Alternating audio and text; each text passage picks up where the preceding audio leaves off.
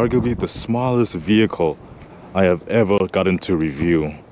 And this is what the key looks like. So what I would recommend if you ever need to do highway driving with the Chevy Spark is that every plan you make and every move you make should be premeditated to the smallest detail. It's one of the tiniest things on the road. You're like a go-kart on steroids, to be honest. 0 to 60.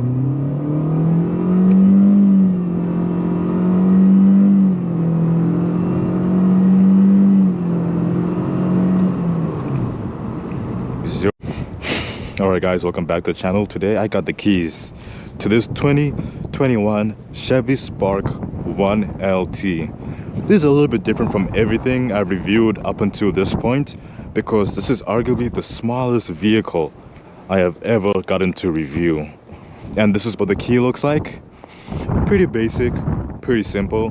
But the funny thing is this thing MSRP is brand new for less than 25k. And it's not cheap, it's affordable. That's the fun part. This thing was not made cheaply, it is actually very affordable. And GMC kind of found the sweet spot for making this kind of vehicle. But you know what? Let's start with the front. Our turn signals are all the way down there.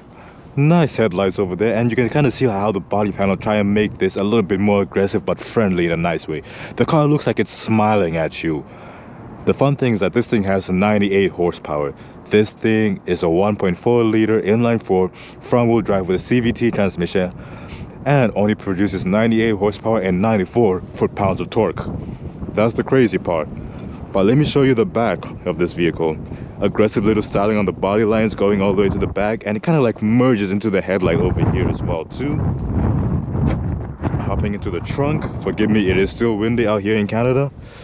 This is how big our trunk space is.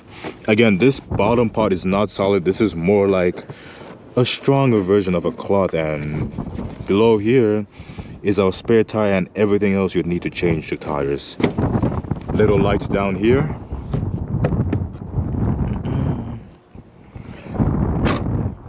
Tiny little backup camera, which is honestly something I would have never expected for a car that's this affordable for this kind of price. And from a comfortable driving position, this is where my seat is at. As you can see, not as much legroom. Like, it's a pretty crammed back room. Like, my legs are embedded in the seat right now. Just a little bit of headroom, just a few inches of headroom over here. You can kind of see the front driver over there and the front passenger. Get a cup holder here, so this is more of a 4-seater, not a 5-seater. Again, you can't really fit more than like 2 kids back here. Adults will fit, but they will be a little bit uncomfortable. Just a little bit. And if we get out, ooh, it's tiny. Hop into the front. Let's talk about the trim real quick. Lots of plastic around here, but it doesn't feel cheaply made. Here, this is actually some leather over here. This is some leather and plastic, our door controls and everything. Some nice textured plastic. Door handle, that's how it sounds like, and some more plastic. So it's a lot of plastic, but it doesn't look cheap. Speaker down here, and let us pop the hood for you guys to see the little powerhouse that's gonna be powering us today.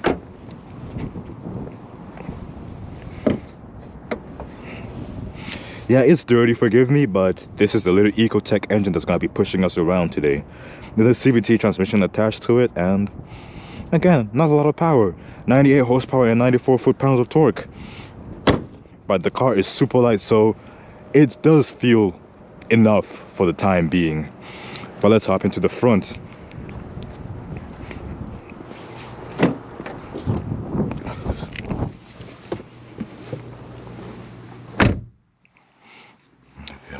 Key into the ignition. This screen has Apple CarPlay and Android Auto too. So again, you'd never expect this in a Spark. I would have thought there would have to be like some aux cable you'd have to connect, but no. Chevy went out of their way to make a pretty nice vehicle. But let's take it off for a quick little test drive. But first, let me show you the controls. Climate controls down here. Menu button. Responds kind of quick, but give it a second. There we go. Fairly quick. It lags a little bit. The car also has a Wi-Fi hotspot that you can turn on and use, which is pretty neat, to be honest. Screen may not be the fastest thing on the planet, but it's decent for the price. Traction control back here. Your light controls are also over here as well. Hazards, signals. Some storage over here. No armrest, but we do get this. We have a tiny little armrest, but there's no spot to actually, you know what I mean. There's some more storage over here as well. But we're gonna start in regular drive. And we do have lower levels if you're gonna try and feel quick. But taking this out for a quick little drive, you hear quite a bit of cabin noise, to be honest. It doesn't, for the price, again, I'm not gonna compare it to anything else outside of its class. The ride quality is very good for a car of this kind of price. But let's do a quick little acceleration.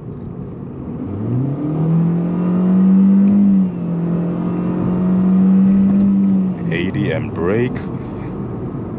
The thing is, because the car is so tiny, it might take a second to accelerate, because again, this thing has less than 100 horsepower, but the brakes are just bam bam bam in there.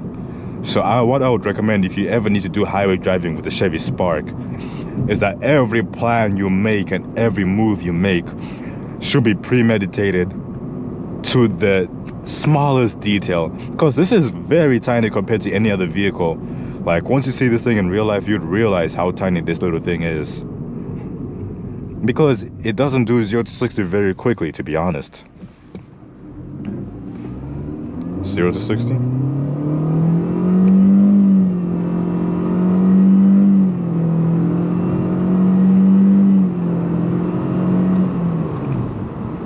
Zero to 60. You can tell that this thing takes a while to get to 60. That's the funny part. Again, a lot of background noise. Ride quality is decent. It doesn't really float like a butterfly. It doesn't handle well either too. But it's decent for the price range. It's the most affordable thing you can probably buy on the face of the earth right now. Unless you want to compare it to the Nissan Leaf, which I'm not sure the price point for that kind of vehicle. But let's talk about sound system. Actually, sound system ain't that bad either. So let's crank up the music so you guys can hear it. In the new year, starting out in April, doing some shows Canada's West. Bunch of guys. Very responsive and very simple. But funny thing is, this thing does not have adaptive cruise control, but it does have regular cruise control, which is good enough. So let's try it. We're going around and set, and the car takes over. This thing has a very good gas mileage just because of how tiny the engine is and how little power it really needs. Right now with daily driving, we do 7 liters for every 100 kilometers. So the pros of this thing, super affordable, very cheap. Like, you wouldn't expect this kind of quality for the kind of car, for the kind of price this car has, really. But the cons is that it's one of the tiniest things on the road. You're like a go-kart on steroids, to be honest. You're not the fastest thing either, and everything dwarfs you in size. So you kind of have to take the good and the bad. Because it's so small, you save on gas, but because you're so small, you can't pick up and go on the highway because of how little power you have as well too.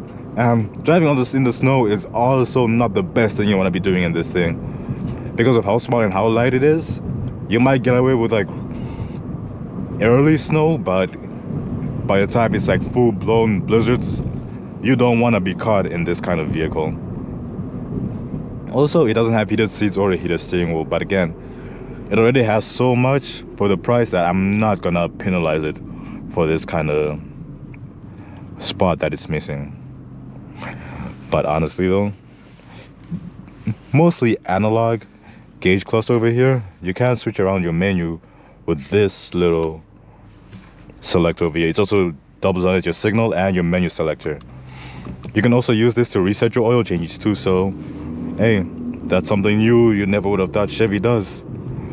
But anyway, I would say this car is like I want to give it a 9 out of 10 actually, just because of the price and everything. If you never need to go on the highway or you never have to drive in snow, this is the perfect daily car where if you don't need to haul people as well too. Okay, if you don't need to haul people, you don't need to drive on the highway, if you don't need to drive in snow, and you barely go out grocery shopping and you're like a one-man army where you live by yourself, this will be perfect.